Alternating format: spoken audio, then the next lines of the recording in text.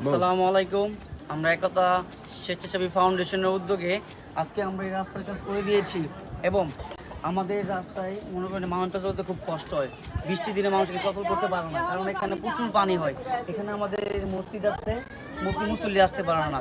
বৃষ্টি হইলে এই রাস্তাটা মানে ভয়াবহ একটা আকার ধারণ করে, যেমন পানি হাঁটু বন্ধ চলে আসে, প্লাস কাদা হয়, যার কারণে মুসল্লি আসতে পারে না। এখানে আসলে কোনো মানুষ আছে চলাচল করতে পারে না। এই কারণে আমরা একতা ফাউন্ডেশন বিনামূল্যে বিনা স্বার্থে আমরা আজকে এই কাজটা করে দিয়েছি। ফজর নামাজের পর থেকে আমরা আজকে এই রাস্তার কাজটা উন্নয়নের কাজ করে দিয়েছি। বিষয় আপনারা দেখতেছেন। চল মাস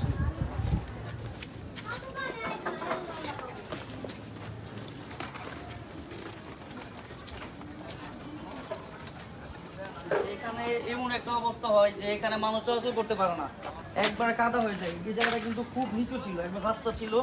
যেটা হলো আমাদের মসজিদ, মসজিদে দেখেন